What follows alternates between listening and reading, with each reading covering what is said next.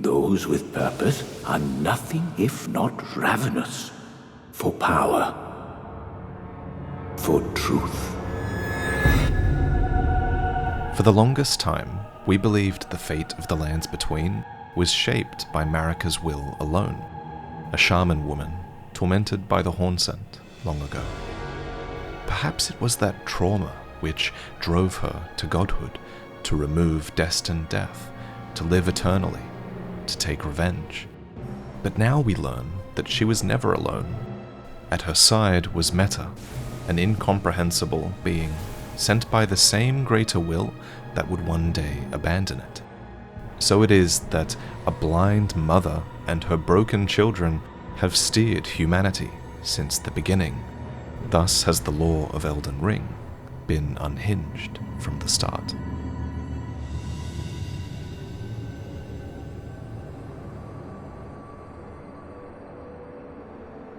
This story is in no small part the story of Count Ymir, a Carian astrologer who looked past the moon to the lightless abyss beyond.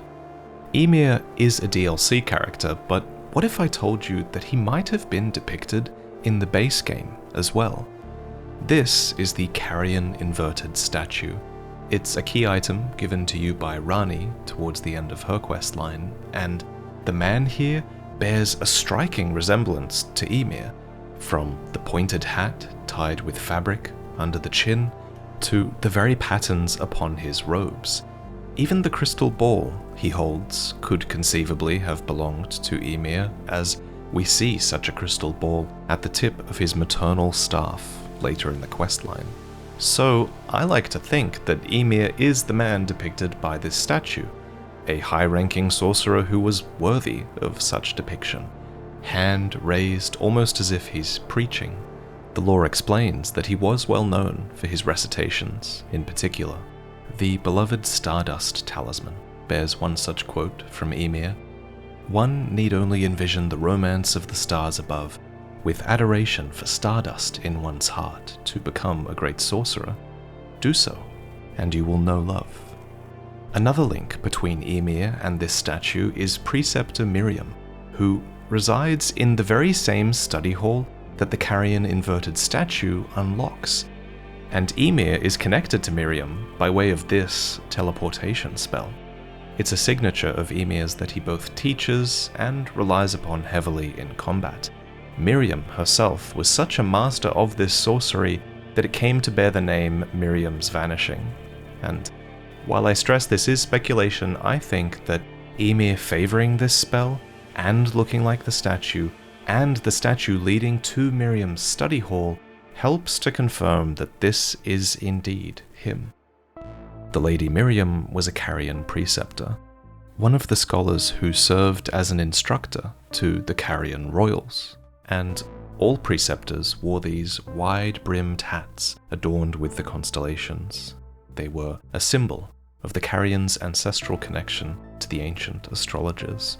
But underneath this hat is another symbol upon the mask of confidence, its mouth sewn shut with gold thread in Radagon's signature cross-stitch pattern. For when Radagon married Renala, he ordered the Carian magic preceptors to don these masks, to make it clear that all their matters were to be kept strictly private.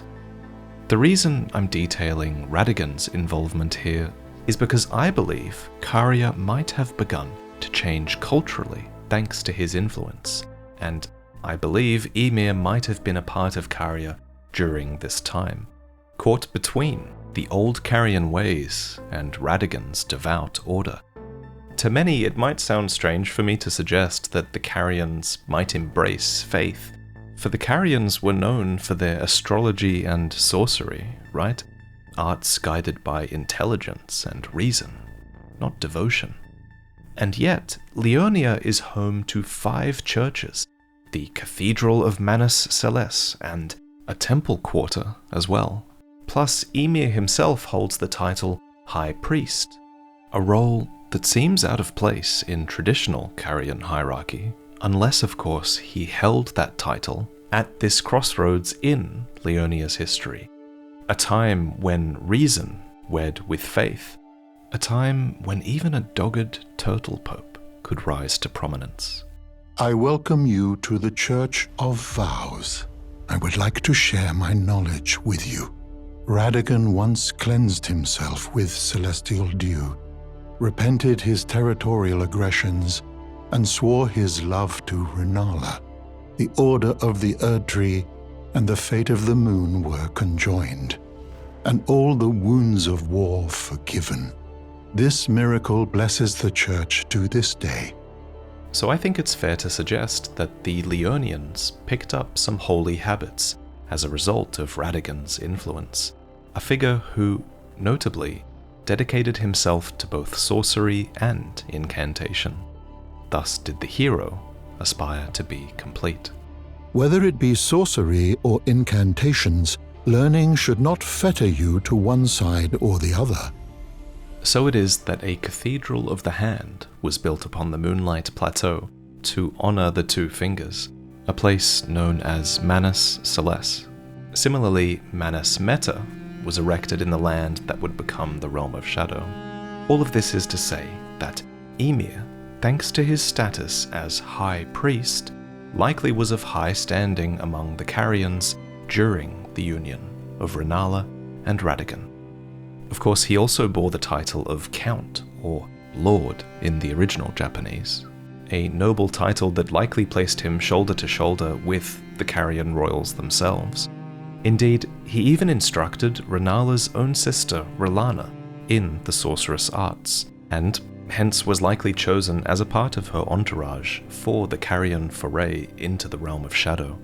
Though, of course, this presumes that Ymir wasn't just always stationed at Manus Meta, back before the realm was veiled, which is always possible as well. But regardless of when he was stationed at Manus Meta, there came a time after the war when Ymir saw fit to abandon what once defined him, his own Carian sovereignty, which he abandoned quite literally in the form of a spell that was left to be scavenged in a dark cave below the cathedral. Ymir's relinquishing of his sovereignty may explain one of the three key differences between his attire and the attire on the Carian inverted statue. The first is the hollowed out section of his high priest hat, a detail that's completely absent from the statue. One could take this hole in Ymir's hat as proof that Ymir is not depicted by the statue, but personally, I prefer to see the hole's later appearance as part of a narrative, an alteration to his clothing that tells a story. After all, Ymir's questline shows that he's no stranger to altering his robes to reflect who he truly is inside, and the description of the High Priest hat reveals the nature of this alteration in particular. It states, "The circular design at the top represents the greater will and its lightless abyss. Depicting such a void upon his hat would have been a peculiar choice for a Carian in those days. Thus, I reason that this alteration might have emerged later in Ymir's life, at a time when he was no longer looking to the moon, but beyond it, to the void." Indeed, Count Ymir would go on to abandon his allegiance to the moon. To him, it was merely the closest of the celestial bodies, and nothing more.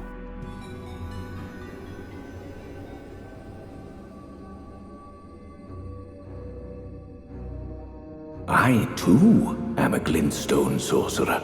We study the stars and examine the life therein. Are you familiar with our findings? Long ago, we began as stardust, born of a great rupture far across the skies. We, too, are children of the greater will. Is that not divine? Is that not sublime? And yet, none can fathom its implications. Its utter brilliance. This dialogue contains one of the biggest revelations in the DLC, namely the idea that humanity began as stardust born of rupture, born from the void. Now, life coming from the lightless void is nothing new in Elden Ring lore. One can look to the falling star beasts as proof of that. These are stars, fallen from the lightless dark that is their home. The sorcerer Azur is another example. When he looked into the primeval current, which is the oldest starry expanse, what he saw was darkness, an abyss, and yet his encounter with this void inspired Comet Azur, a spell that fires a torrent from what is described as the place thought to be the origin of glintstone. It's another example of something coming from nothing. And now we know from Ymir that mankind, and likely the golden crucible upon the earth as well, is ultimately born from the abyss. Specifically, the Greater Will's abyss. This aligns perfectly with Hyeta's dialogue regarding the Greater Will. At the end of her questline, she speaks of it, and the unfathomable singularity from which it emerged. We're told that all that there is came from the one great, which fractured, and was no more. But a part of it, its greater will, endured, and in time that will made contact with the lands between, reaching out across the cosmos via its envoys, the first of which was Meta, the mother of fingers. The mother of all two fingers and finger creepers was in turn a magnificently gleaming daughter of the Greater Will, and the first shooting star to fall upon the lands between. So Meta arrived before the other shooting stars, and since the Elden Beast also made landfall upon a star, that means there was a time, however brief, when life in the lands between existed without the Elden Ring, a time before Order. And for some of that time, Meta was already here. I've always thought that this suggests Meta was a kind of scout, one sent to look for signs of crucible life, worthy to receive the Elden Ring. This idea aligns with what we know about the Fingers and their role as the Greater Will's envoys. We know that the Two Fingers took it upon themselves to select worthy candidates among the creatures of the lands between. These were the Empyreans, chosen by the Fingers. And we know that fingers have been considered a sign of intelligence in this world. Intelligence that, according to the Cinder-tier, was granted. Empyreans chosen. Intelligence granted. These are words of bestowal, and I think they help to characterize Meta and her children as well. They were the fingers that held the strings. They were the fingers that point the way. And what if they didn't just point the way for humanity? What if, long before, they had pointed the way for the ancient dragons as well? I think that's very likely, actually. We know that Placidusax was Elden Lord in the time before the Erd Tree. Thus, the dragons had the Elden Ring, even if it looked a bit different back then. And since the Elden Ring arrived after Meta, she must have already made landfall when the dragons were around. So, if she was present in those earliest days, then it's possible, maybe even likely, that she began to shape dragon culture before the Greater Will ever took root in their society. Indeed, we do see signs that the Fingers were active at this time, not so much with the dragons themselves, but certainly with the beastmen who served them. The five-fingered Cinder-tier dagger was given to high-ranking clergymen, and it celebrated a beast's 5 fingers, which were considered symbolic of the intelligence once granted upon their kind. It all points back to Meta. You've explored Farum Azula, so you know how this ends. Their civilization was fated for ruin. I wonder how the Fingers felt about the downfall of dragon civilization. Did they anticipate it? Were they complicit? Or did they just pick up the pieces after the fall? Because fall it did. Placidusax's god, who presumably was the vessel for the Elden Ring, fled in circumstances that we can only speculate about. And it's not talked about enough that there is a mysterious god of the dragons who just disappeared with the Elden Ring. Who was this god? Where did they go? What did they do while absent? Why did they leave? Any answers have vanished with them. But eventually, the Elden Ring would appear in history again, and when it did, it was wielded by a Numen woman, a shaman in great need, whose village stood adjacent to finger ruins, Marika. Again, there's a great deal of history missing around Marika's ascent, but whether it was through force or seduction, we know this. She stood at the Hornsent's Gate of Divinity, holding aloft what appear to be golden threads of the Elden Ring. Now, I'm not sure how Marika acquired the Elden Ring after the dragons, but I bet the fingers were involved. Remember, the fingers withhold the benediction of the Elden Ring's great runes, and without this benediction, the great runes that you receive from the demigods are powerless.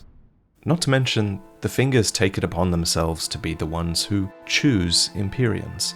So all of that is to say that the fingers clearly claim some power over the Elden Ring and power over those who wield it as well. Clearly they were a part of Marika's reign, and it's very likely that they were the ones behind the planting of the Erd Tree itself, here and perhaps in other worlds as well. Let me explain. Ring the bells in the finger ruins of Rhea or Deo, and you'll receive a seed talisman. The description reads, "This age-old artifact also depicts the two fingers, perhaps harking back to the birth of the Erd Tree." The implication here is clear. The two fingers may have had a hand in the Erd Tree's creation, perhaps even offering up an Erd Tree seed for planting. And to who else but Marika? Marika was certainly in great need of their help. Her kind had been tortured in this Hornsent pursuit of sainthood, and what better revenge than to rise as her torturer's own god, only to betray them later. So Marika became a god vessel for the Elden Ring, but all vessels are destined to one day break. Thus, a successor would one day need to be chosen, an Empyrean, to claim the Elden Ring and lead a new order. Perhaps a gloam-eyed queen, a goddess of rot, a carrion princess? In retrospect, the two fingers choosing from such a wildly diverse set of Empyreans to succeed Marika kind of makes perfect sense now. These are alien creatures. What do they care about the specifics of order? They don't care if there's an order of death or rot or the moon, so long as they are the ones pulling the strings, I think. But the truly unsettling thing about the fingers isn't just that they're these alien creatures dictating the future of this world, it's that they're doing it all while broken and blind.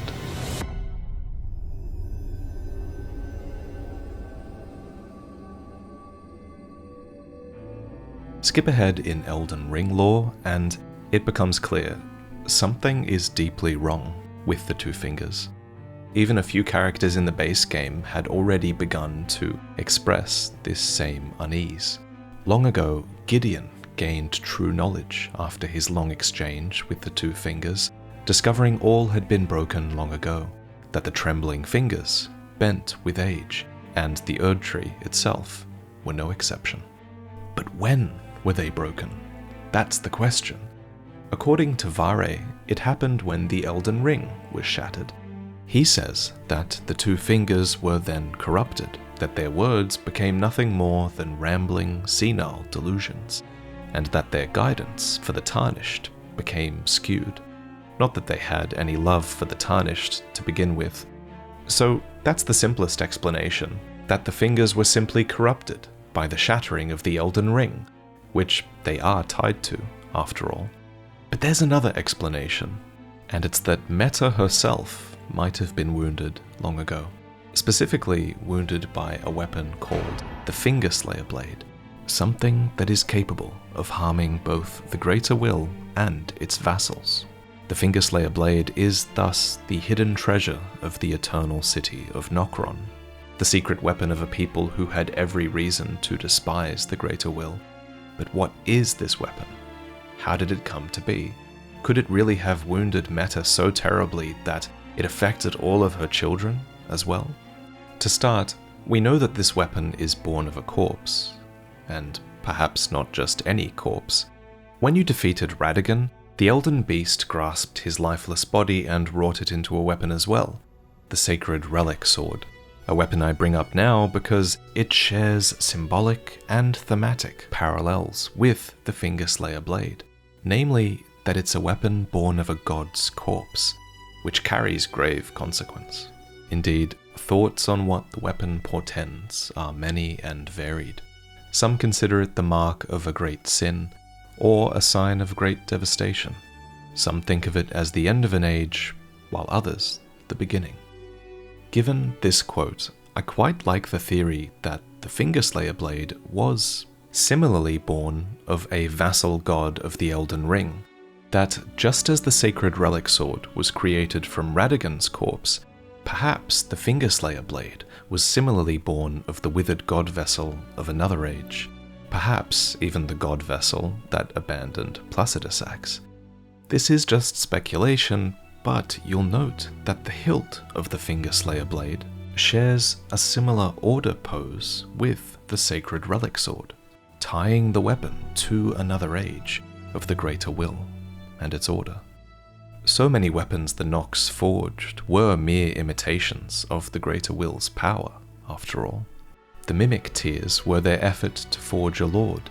The Dragonkin knew no true sky nor true lightning, and their Albinorics were never accepted as true life forms. Thus it feels very appropriate to be comparing the Fingerslayer Blade of the Nox to the Sacred Relic Sword of the Elden Beast. We're never told directly why the Nox needed such a weapon, though. Was it a weapon they used to strike back against the Greater Will that banished them underground? Or was the use of the weapon itself what got them banished underground in the first place? That might be a topic for another video. But either way, one fact there is clear. The Eternal City got their hands on this old corpse, able to slay the Fingers and put it to use, attacking the Fingers, which were a threat to their society on account of their influence, most likely. And if I had to guess, it might have been the Fingers' ability to control others that rubbed the Nox the wrong way. We see how powerful they are during Ranni's questline by virtue of the lengths that she had to go to circumvent them, casting aside her great rune, abandoning her shadow, and slaying her own corporeal flesh just so that they couldn't puppeteer her. The Nox too developed countermeasures to this influence. This is the Nox Mirror Helm. It's a helmet that reflects light, which is fitting given that light is the unblockable weapon of the Fingers. With this, they could continue to seek their high treason, warding off intervention of the Greater Will. Iji famously carries on the legacy of this helmet during Ranni's questline, as Ranni herself pursues her goal of slaying her Fingers, using the Nox's own Fingerslayer Blade. But what's noteworthy is that the Fingerslayer Blade had already been used. Its description calls it a blood-drenched fetish, and proof of high treason. Before the DLC, we could only speculate about which pair of two fingers the Nox had drenched in blood with the Fingerslayer Blade. But I think a more compelling theory is that they might have used the Fingerslayer Blade to attack Meta. As many in the community have pointed out, Meta does have a small gash above where she births Fingers. It's certainly a convenient theory. Not only would it answer who the Nox attacked, but it might explain why Meta is broken as well. Ymir does call her damaged, after all. Do you recall what I said? That Marika and the Fingers that guided her were unsound from the start? Well, the truth lies deeper still. It is their mother who is damaged and unhinged. The Fingers are but unripe children, victims in their own right. So when and how Meta was broken remains a matter of speculation. But it's worth noting she was not always this way. Indeed, we know from an item description that Meta was a magnificently gleaming daughter who did receive messages from the Greater Will once. This weapon, fashioned from the spiraling tail fingers of Meta, explains the mechanism by which she would communicate with the Greater Will. A microcosm, raised aloft over the crux that two fingers form. A microcosm is essentially a replica of the cosmos in miniature. To bridge the vast distances between her and the Greater Will beyond, it seemed Meta used this simulacra to communicate, receiving valid signs from the Greater Will via this pocket dimension. But then she was damaged and abandoned, and she must have felt it. For despite being broken and abandoned, she continued to wait for another message to come. Meta is now characterized by this loneliness, gazing vacantly into the beyond. Her original soundtrack reflects this, beginning with this symphony of grace that befits a magnificent daughter, which then collapses into a void of echoing despair. The idea of this abandoned, insipid creature, wandering blindly yet still pulling the strings in this world, is just magnificently Lovecraftian in its concept. And speaking of Lovecraft, he's actually the author that I've been referencing with every chapter title. He was a writer of the early cosmic horror, and he famously imagined universes governed by these vast, indifferent beings.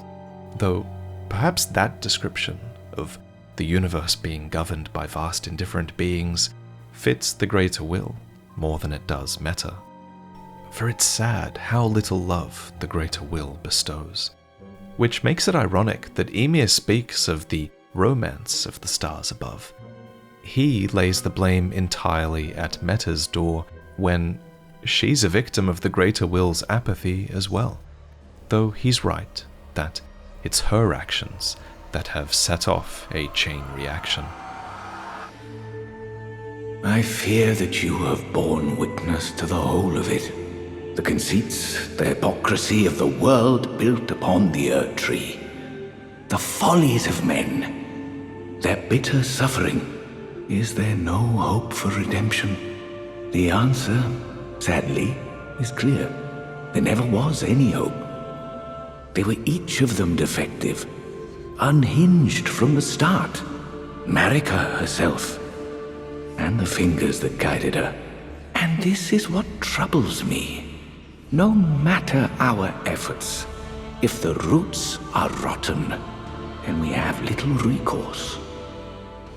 Meta, a once gleaming daughter, longs for the Greater Will's word, but is left hanging. The two fingers born of a broken mother are left to wing it, leading upon outdated guidance, making questionable decisions, and baffled when unexpected events transpire. But Marika herself builds an age on their guidance, trusting that there is a truth to their teachings, while the demigods are, in turn, left wanting for a mother as well, as are many in the lands between. Your seamster, Bok. I see him crying from time to time. I think he misses his mother. He wants someone to tell him he's beautiful. Does being born of a mother mean one behaves in such a manner? So is it a surprise that Meta's outdated guidance has ended in ruin? Funnily enough, it was a demi-human who foresaw such a fate as well. His name was Ons, master of the star-lined sword. Let's talk about him. The demi-humans are more capable creatures than many give them credit for. While they do turn feral at night, they are considered somewhat intelligent, and I think it says a lot that the wisest members of the Lands Between have seen fit to broker peace with them on a couple of occasions. Kenneth Haight is the most well-known example, but historically, did you know that the sorcerers of Leonia reached out to the demi-humans as well? They might have even been the ones responsible for the demi-human queen's flair for sorcery. We know this thanks to the demi-human queen's staff, which reads, "A gift once given to the demi-humans to foster peace. It can be wielded even by those of low intelligence, though only fools at the Academy would sneer at such a thing." In fact, some among the demi-humans foresaw the same sort of truth that broke the minds of the best glintstone sorcerers. So it would be foolish to disregard their intelligence entirely. We know this thanks to the star-lined sword, and it reads, "When bestowed this weapon by their queen, the swordsmen swear to find the truth that lies at the end of the procession of stars." But Ons realized that only ruin awaited at the end of the procession. A realization that calls to mind what the most ancient and feared glintstone sorcerers saw when they looked back into the primeval current. Remember, glintstone sorcery is kind of founded on the principle that things seen can become real. So reads Founding Reign of Stars, discovered by an ancient astrologer. This glimpse of the primeval current that the astrologer saw became real, and the stars' amber rained down on this land. And just like this ancient astrologer saw this night rain and made it real, I believe the spell Stars of Ruin was similarly glimpsed by Master Lusat. When Lusat briefly spied this, he beheld the final moments of a great star cluster, and upon seeing it, he too was broken. Perhaps it's no coincidence Lusat now languishes in a cave, very intentionally locked away, so that he cannot be a danger to anyone that might share his same ambitions. Though of course this is a wisdom that Selen disregards. With the bodies of Masters Azure and Lusat returned, the Academy can hone the primeval current, so that we, fallen children of the stars, shall beam with brilliance once again. And we all know how that ends. Without restraint, humanity, born of stardust, is able to regress to a graven mass, a starseed. Thus, Ons too imprisoned himself.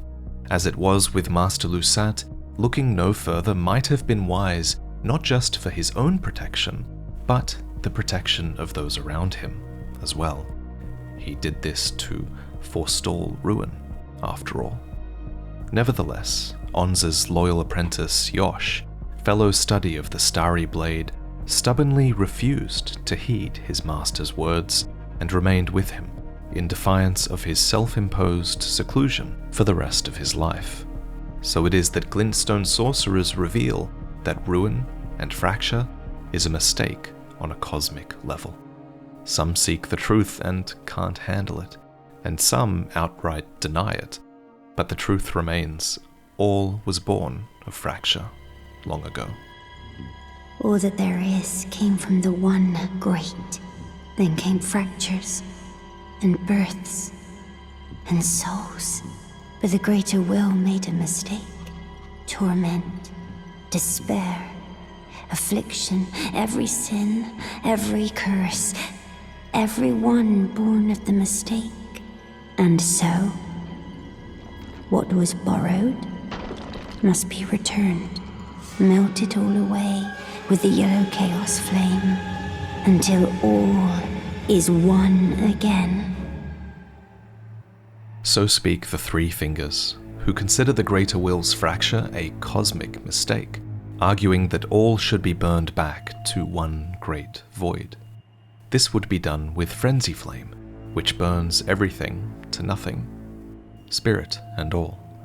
As per Miquella's Needle, the flame of frenzy is effectively an outer god, which would make the Three Fingers its envoys.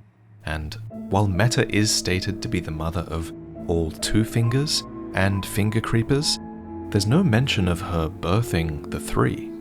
So what are they?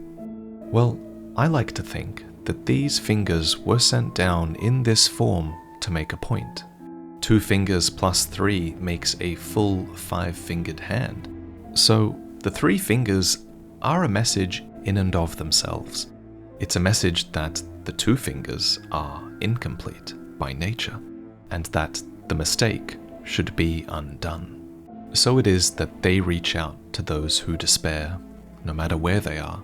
The swollen grape in Midra's manse is proof of one touched directly by the Three Fingers' embrace, which is proof, I think, that the Three Fingers visited the manse.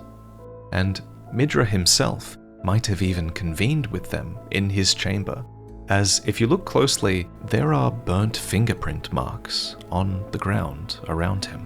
In our video on Midra, I suggested that he might have been researching the Three Fingers, for underneath these orange drapes are a set of stone fingers, proof perhaps that he had begun to investigate the nearby ruins, where similar stone fingers are said to grow, according to the nailstone description. This nailstone is a crafting material said to have broken off from the fingertip of one of the stone columns. The Finger Weaver's cookbook teaches you how to use it. This cookbook, left by a determined student, proves there was indeed research being done here, and though the student's brush with the sublime all but shattered his mind, he was left capable enough to leave these precious few words behind. These students were called Finger Weavers, and they sought to imitate the sorcery of the lamprey who guard the Finger Ruins, creatures that resemble fingers far more than they do humans. That's because the lamprey were likely humans once too. They might even once have been finger-weaving students of the ruins themselves, as it's the Finger Weaver's own cookbook that teaches you how to make the fingerprint nostrum, a dodgy elixir of those who attempted to turn their human bodies into fingers. Ingesting it causes something to wriggle within. A key ingredient of these nostrums are finger mimics. These are light pink mushrooms resembling wizened fingers, which are known as the stillborn of the two fingers. That line has some interesting implications, since it implies that the two fingers themselves tried to have children of their own, like Meta, but failed. This might explain why the two fingers are so horribly aged. They cannot have children, nor does Meta appear to be birthing any two fingers anew. Instead, they continue to exist adjacent to their more base siblings, the Finger Creepers. Also born of Meta, these creatures clearly are capable of reproducing, following their mothers around in great herds at the Finger Ruins. They are ever so fond of their mothers at this tender age.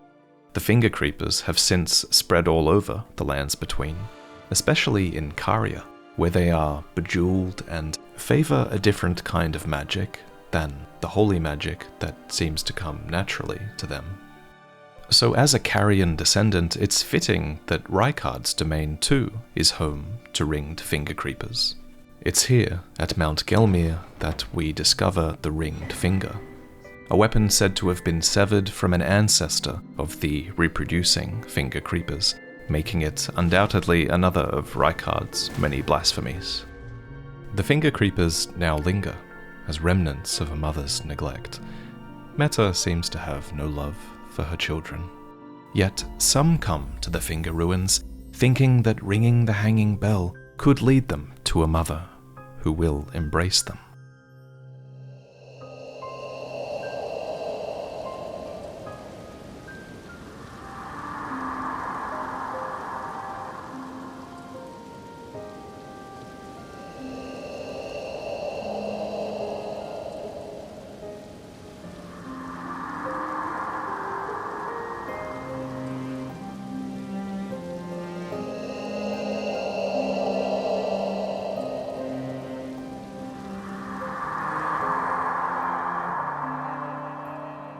Perhaps they're not seeking Meta, but Ymir instead. A true mother who will not give birth to further malady. I will be the true mother, and I will be the only mother.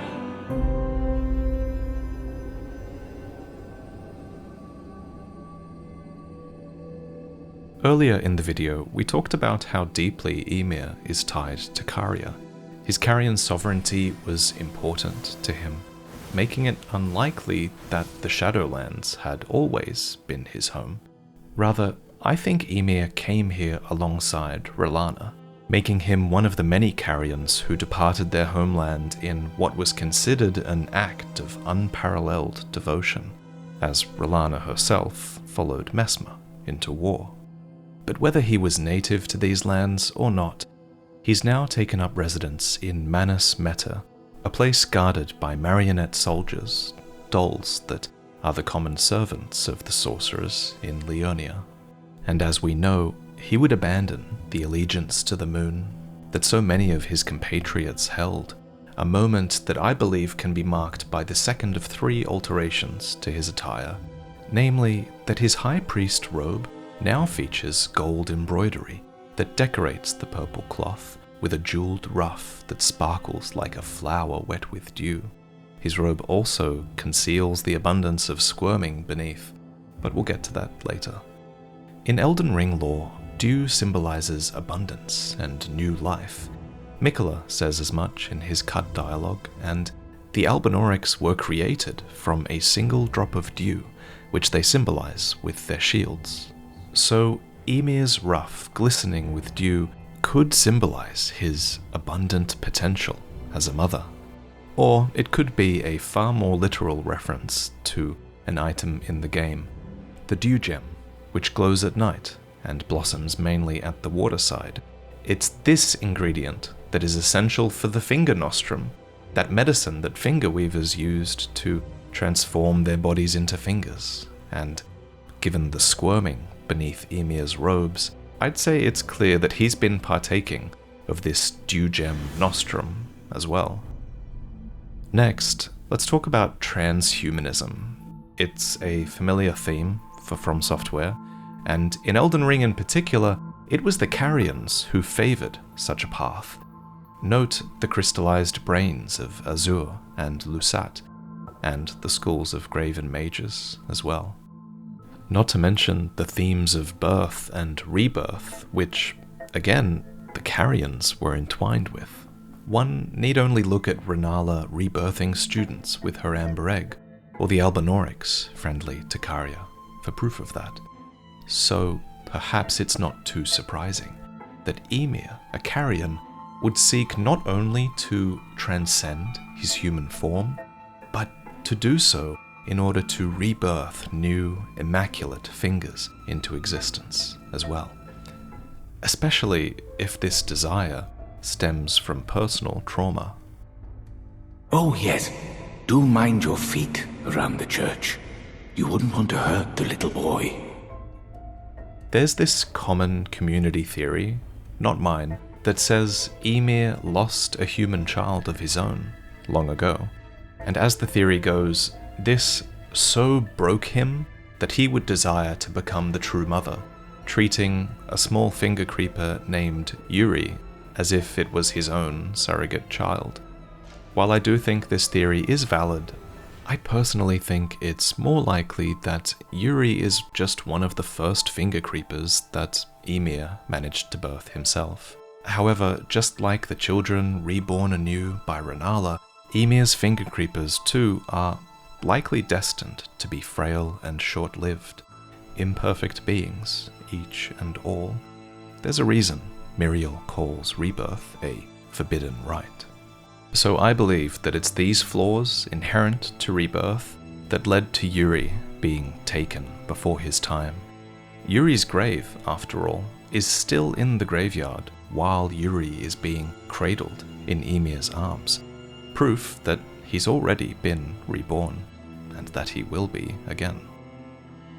Forgive me. I failed you. Failed to birth you whole. But it won't be long now. I will soon be a mother. I will give you new life. I assure you. You will have life. To this end, Ymir encourages the Tarnished to move fate along by ringing the hanging bells at the hallowed ruins. Is something the matter? I've given you a map to the hallowed ruin. Oh, I suppose you expect a lesson of me, do you? I know the feeling. Those with purpose are nothing if not ravenous. For power. For truth. This line could be proof that Ymir too craves power and truth, but apparently he needs someone to help him achieve it. You. I only wish to be of service, to help those who fight for their purpose. I'm not mistaken, am I? I can see it in your eyes. You are a fighter, are you not? He needs a fighter, and in the words of H.P. Lovecraft, do not call up that which you cannot put down. Wise words, considering the sounding of the hanging bells at the Finger Ruins will lead the Tarnished straight to Meta.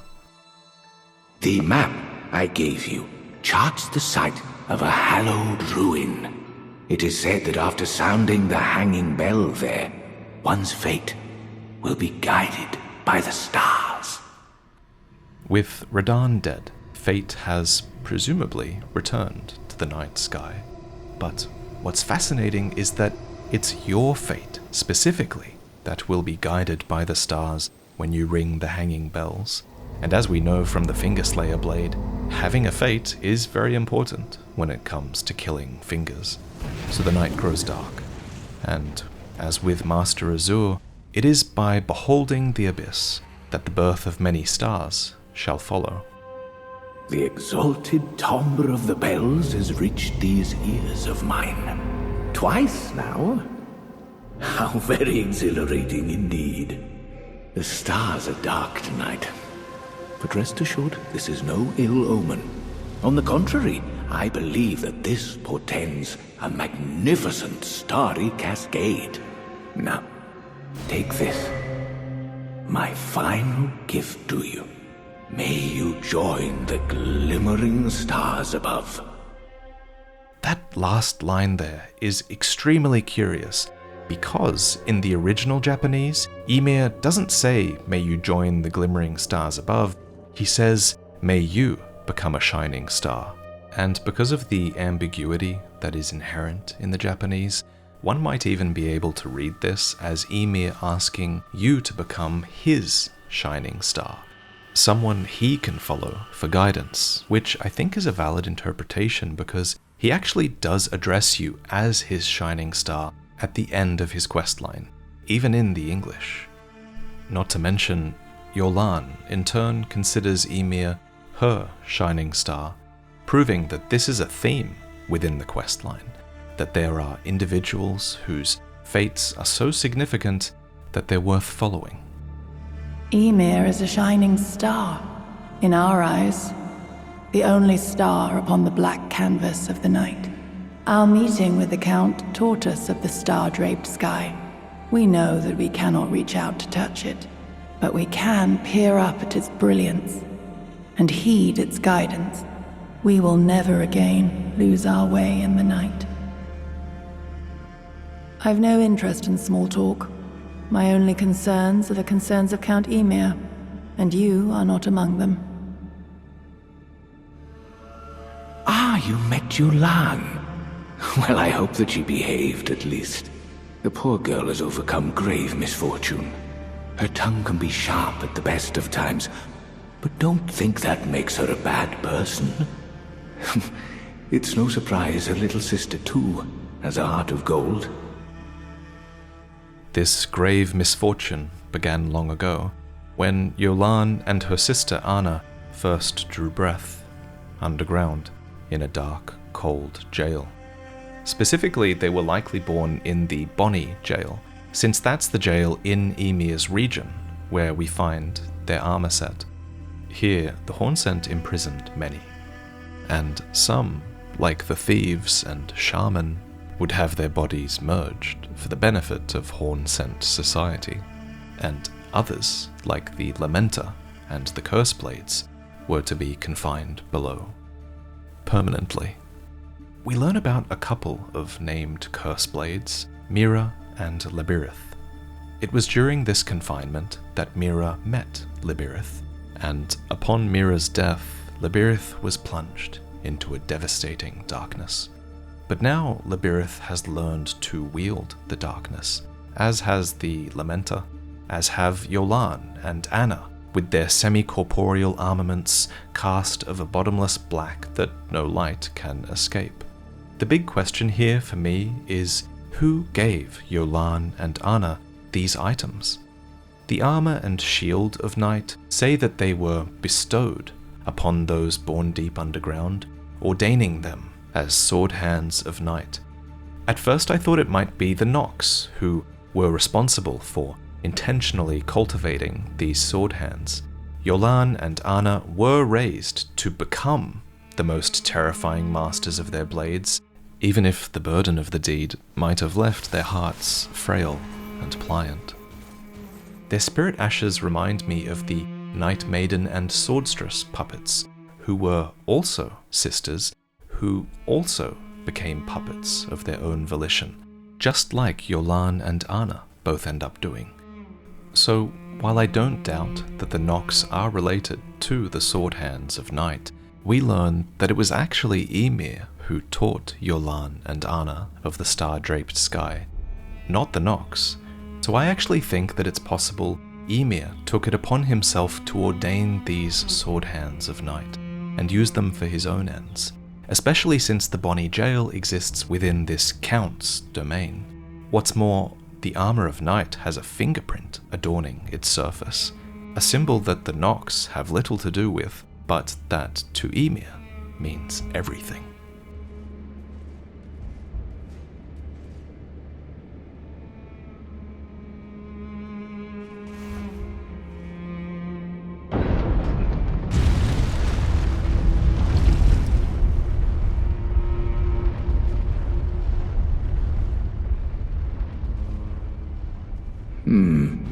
Did you espy something unsightly, perchance?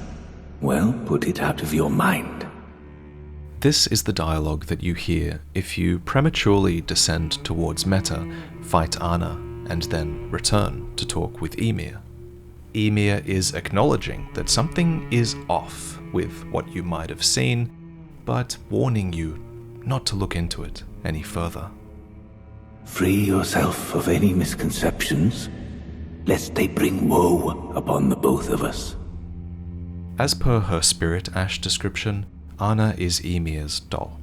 We can find her true body to the northeast, secreted away atop the rise of spell machinist Rabbath, a man who designed a masterwork cannon and was most likely an associate of Ymir's.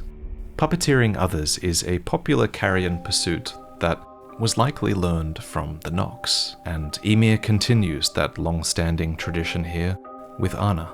Perhaps her body was secreted away by Ymir atop this rise so that Yolan wouldn't find her. And while Ymir won't give you more information on her, you can tell Yolan you were attacked by her sister, to which she says, Stop. What did you just say? That carries a note of worry, subtle but telling. To me, it confirms that her sister invading you is an unexpected turn of events, though Ymir's imprinting, his indoctrination of Yolan takes over, and kind of stops her from seeing anything wrong with her sister's appearance down there. Wait, no. Say nothing. I have one star alone, and only his words will do. But why? Why did Ymir attack you with Anna here, despite him guiding you to ring both bells and descend towards Meta? What does he stand to gain from killing you? Unfortunately, this is where the logic of the questline becomes very difficult to pass. So here's my interpretation, and I'm sure there are other ways to interpret this, but my reasoning is that I believe Ymir tries to kill you because he might just simply no longer need you. Ymir can ring the last bell himself. It's right beneath him. He doesn't really want you to kill Meta either. His staff is modeled on her tail, so clearly he's been studying and emulating her all along. She does have value to him. However, what I really think Ymir wants truly is simply for fate to move forward. And if you're dead, what does it matter to him? Even if Meta's dead, it probably doesn't matter that much to him either. Plus, even if you do survive Anna's attack, Ymir has plausible deniability. He could state that he has nothing to do with this sword hand of night attacking you. Indeed, Anna's puppeteered corpse is hidden away. How would you know it was him? So, even though he fails, he's not that upset. He trusts in the stars at the end of the day. The final bell will still be rung, and our fates will move ever forward. So, the fight with Meta begins. Here, below the Shardu tree, what look like roots of great fingers protrude through a bulwark of deep water, something the Bloodborne enjoyers will get a kick out of.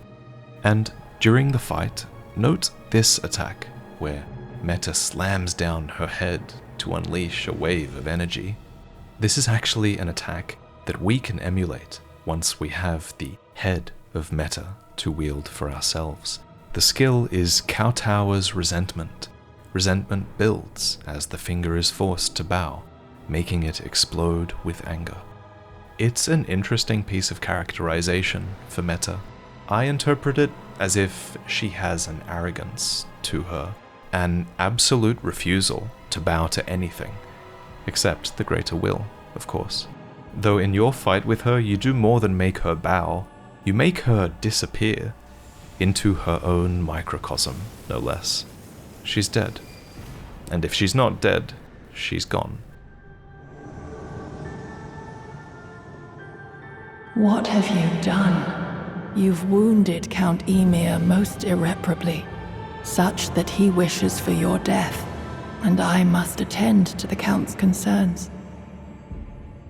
Yolan's loyalty to Ymir is unbreakable, so she attacks us, without even knowing what we've done to deserve it.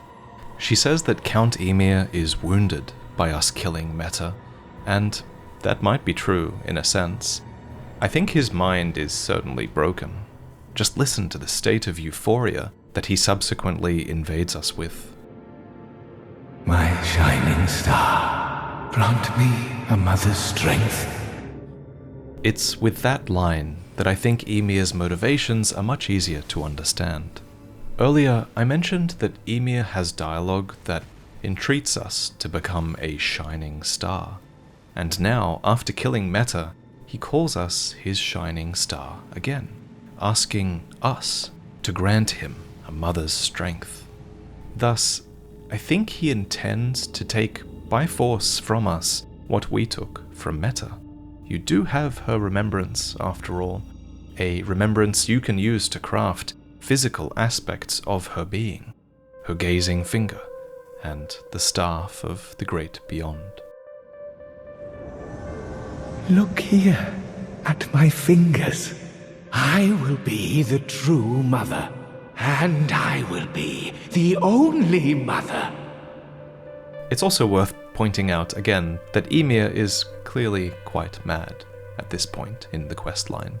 Who knows how many nostrums he had to take for fingers to emerge from him as they do. So if his actions don't make sense, we can't fault him too much. But if he is mad, to quote H.P. Lovecraft, it is mercy. May the gods pity the man who, in his callousness, can remain sane to the bitter end. The tragic irony of this storyline is that Ymir actually did become a mother, but he inadvertently became more like Meta than he could ever know. Just like Meta, he is wounded. Dear Yuri, dear fingers. Just like Meta, Ymir uses his children and sends them to their deaths. And I'm not just talking about the finger creepers, I'm talking about Yolan and Anna as well.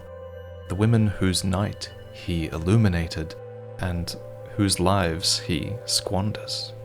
I, Yolan, am afraid that I, Count Ymir. Just like Meta, Ymir's microcosm is fleeting, surging in one brief burst of glory before nothingness. Finally, just like Meta, Ymir had one shining star. Not the greater will, but you. And ruin awaits.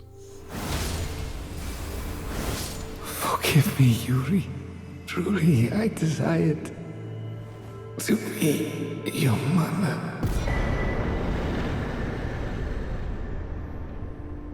And the rest are forced to pick up the pieces. Count Ymir, the stars, the sky. I see them not. The night is ever dark. I need the stars. Give me light. Give Yolan a blinding iris of grace, and her night will be illuminated, though it was not by the shining star that she had longed for. Instead, it was by us. Oh, it blinds, as if our night simply never was. Here, you become her shining star, and her spirit becomes yours to command. And she's even able to be reunited with her sister in this form, putting an end to their story. But give her an iris of occultation, and Yolan will live on in the darkness of her birth, without a single star in her sky, forevermore. No light. Anywhere at all. This is the night I know. Our night. Soon we'll dive into the lore of Night Rain, which couldn't be a better follow-up video for this one. Thank you for watching.